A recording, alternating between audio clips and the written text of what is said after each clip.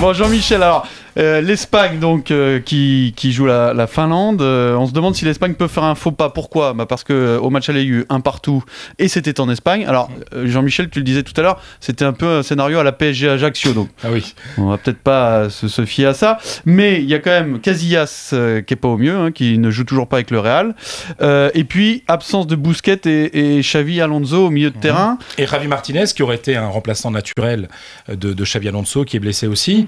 Donc c'est Mario Suarez, le joueur de l'Atlético, un milieu relayeur qui est pas mal. Qui marche très fort en ce moment. Oui, c'est un bon milieu relayeur. C'est-à-dire que franchement, en Espagne, il n'y aura jamais de problème de milieu de terrain, que ce soit de milieu défensif ou milieu offensif. Il y a tellement de joueurs qui sont et sur le banc et dans les nouvelles générations qu'il ne faut pas se faire trop de soucis. Chez nous non plus, regarde. Ouais. Guilavogui, Kondogbia ou Sissoko. Guilavogui qu'on attend à l'Atlético. Il y a une grosse attente d'ailleurs autour de ce joueur. On aura l'occasion d'en parler tout au long de la saison. Le débat, Jean-Michel, notre question est de savoir si Casillas ou Valdés. Si ce qui s'est passé... Non, mais si ce qui s'est passé du côté de... C'était où le match ? Arquijon peut se reproduire. Je dis que non. Écoute, tu sais, ce match, c'est un match que l'Espagne aurait dû gagner 6 ou 7-0.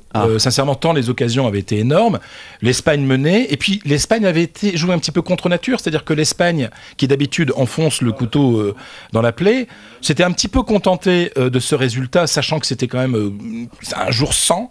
1-0 c'était bien, et puis sur la seule occasion, le seul contre finlandais, il y avait eu l'égalisation, et dans les dernières minutes l'Espagne n'avait pas été capable de trouver la faille, en sachant que elle s'était bien rattrapée 4 jours plus tard à Paris, on s'en souvient, mais c'est vrai que à ce moment-là la France avait virtuellement son avenir entre ses mains en battant l'Espagne.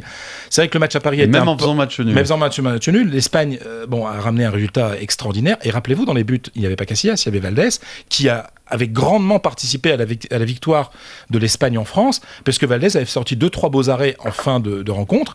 Et puis Jean-Michel, je pense que tu as vu l'état de grâce dans lequel se trouve Valdés depuis le début de la saison. Sincèrement, alors je ne sais pas si Del Bosque n'a toujours pas reconnu. Enfin, il a reconnu qu'il avait choisi son gardien, mais il n'a toujours pas annoncé qui de Valdés ou de Casillas serait titulaire.